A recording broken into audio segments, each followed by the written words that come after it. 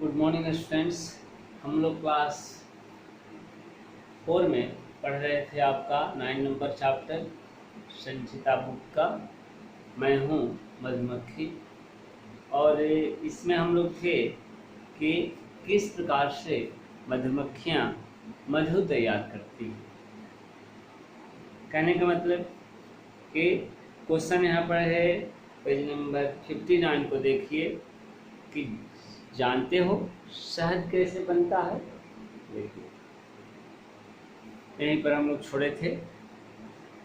सभी बच्चे जो है इस चैप्टर के नए शब्द जो है उसे लिखेंगे, ठीक है। उसके बाद से क्या करेंगे, क्वेश्चन आंसर को लिखेंगे। तो शहद कैसे बनता है। शहद बनाने के लिए हम मधुमक्खियाँ फूलों से रस चूसती हैं। मधुमक्खी का कहना कि मधु बनाने के लिए, आपका शहद बनाने के लिए हम सभी मधुमक्खियाँ फूलों से क्या करते हैं, तो रस को चूसते हैं, रस को इकट्ठा करते हैं और रस चूस करके वे, जैसा कि अभी पढ़े थे हम लोग क्या, कि उनके पैरों में थैली होती है, वे उस थैली में रख लेते हैं, है ना। पैरों में भी थैली होती है और ये मुंह में क्या करते हैं, तो मुंह में रस को इकट्ठा करते जाते हैं, रस को कलेक्ट करते हैं मुंह में। और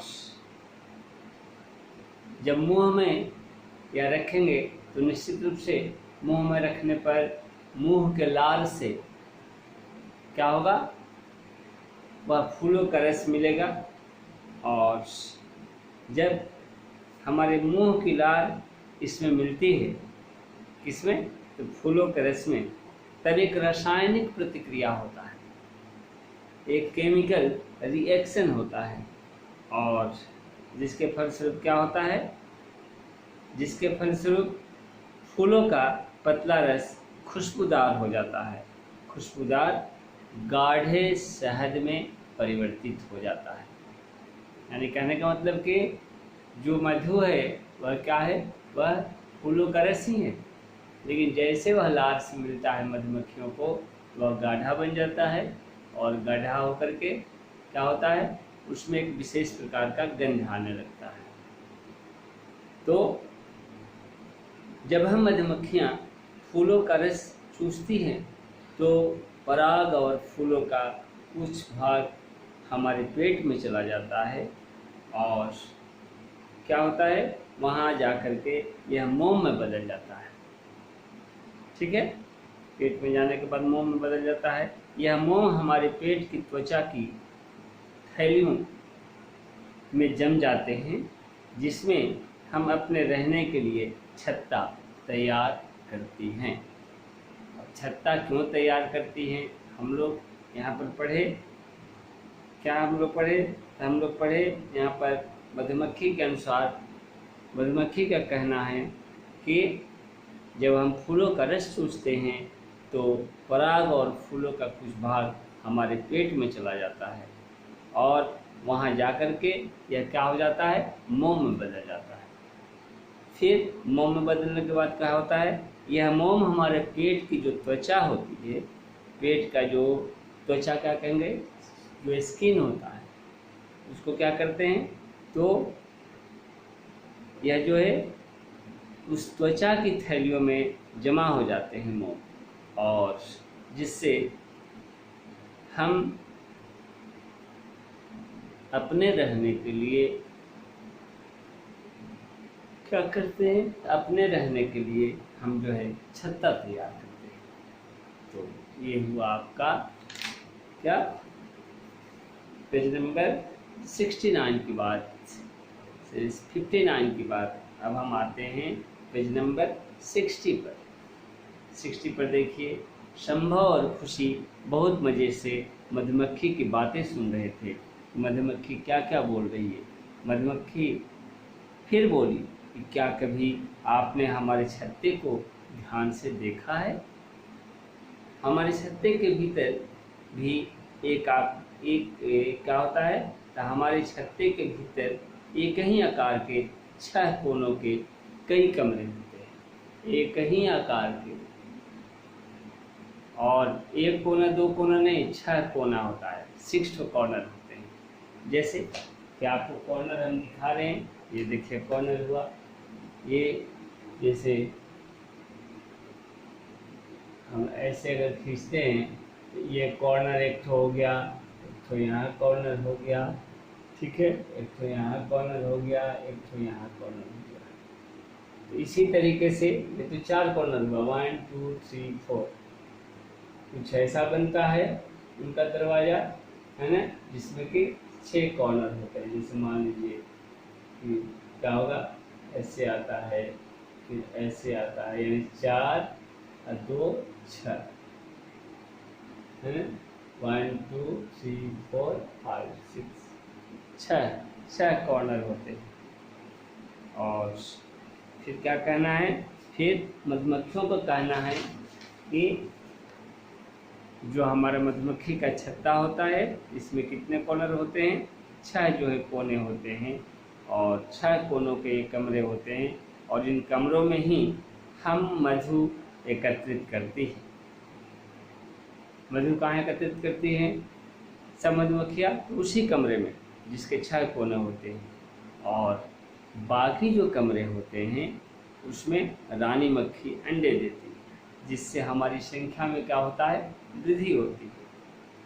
और हमारे एक ही छत्ते में मधुमक्खी का कहना है कि 50,000 से 60,000 तक मधुमक्खियाँ रहती हैं। देखिए मधुमक्खियों की संख्या कितनी है, एक छत्ता 50,000 से 60,000 तक मधुमक्खी एक छत्ता में रहती है। हम मधुमक्खियाँ जो है खट्टा मीठा सभी प्रकार का स्वाद आसानी से पहचान लेती है। मधुमक्खी हर एक तरह का स्वाद को पहचान लेती है, और जब कोई शत्रु हमारी ओर आता है तब क्या होता है, हमारे अंदर से एक विशेष प्रकार की शारीरिक गंध निकलती है, और शारीरिक गंध निकलने के बाद क्या होता है, इससे हम सभी मधुमक्खियों को शत्रु के आने का सूचना मिल जाती है, और हमारे आसपास की सभी मधुमक्खियाँ सतर्क हो जाती हैं। ठीक है, यानी जहाँ शत्रु आया कि मधुमक्खी के शरीर से एक स्रावित होता है, उनकी ग्रंथि से निकलता है एक प्रकार का रस, जिसके गंध से सारी मधुमक्खियाँ यह समझ जाती है कि शत्रु आने वाला है या शत्रु आ रहा है। तभी कोई ना कोई मधुमक्खी शत्रु को देखती है और उस रस को स्रावित कर देती है, और सारे के सारे मधुमक्खियाँ जो है क्या होते हैं, तो सतर्क हो जाते हैं। ठीक है, सभी सावधान हो जाते हैं, और अपने बचाव के लिए हम अपने शत्रु पर डंक से आक्रमण करते हैं। यह मधुमक्खी का कहना है ना, कि आक्रमण करते हैं।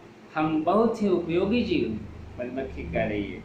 क्या आप जानते हैं कि पुराने ज़माने में जब तिजोरियां नहीं होती थी तो लोग जो है अपनी बहुमूल्य सामान हमारे द्वारा बनाए छत्ते में छिपा करके रखते थे, ताकि कोई उन्हें चुरा न सके। हो सकता है पुराने समय के लोग क्या करते थे, पहले समय के लोग तो मधुमक्खियों के छत्ते में ही जो अपना कीमती सामान है उसको रखते थे, ताकि इनका दरवाज़ा जो है, घर का दरवाज़ा 6 कोनों से बना होता था। तो 6 कोनों के अंदर अगर छुपा दिया जाए और वस्तु को जो हमारे लिए कीमती है, तो निश्चित रूप से ढूंढ पाना चोरों के लिए मुश्किल होता था, है ना। तो इसलिए पुराने समय में लोग जो है क्या करते थे, पुराने समय के लोग वे इसी छत्ते में क्या रखते थे, अपने सामानों को रखते थे। फिर मधुमक्खी का कहना है कि हमसे ही आपको मधु और मोम प्राप्त होता है। यानी मधुमक्खी से क्या प्राप्त होता है, मोम भी प्राप्त होता है और मधु भी प्राप्त होता है। यह मधु बहुत ही पौष्टिक होता है और स्वादिष्ट होता है। मोम का प्रयोग मोमबत्तियाँ बनाने के लिए भी होता है या किया जाता है। तो इस प्रकार से हम इस चैप्टर में क्या किए, हम इस चैप्टर में मधुमक्खी का उपयोग, मधुमक्खी का परिश्रम, मधुमक्खी कितना परिश्रमी होती है, मधुमक्खी कितना हार्ड वर्कर होती है, मधुमक्खी कितना कार्य करती है ना, और किस तरीके से हमारे लिए उपयोगी है ना। हम सभी बच्चे क्या किए, तो इस चीज़ से भली भांति परिचय हुए। नेक्स्ट दिन हम लोग क्या करेंगे, इसके क्वेश्चन आंसर को डिस्कस करेंगे। आज के लिए इतना ही, धन्यवाद।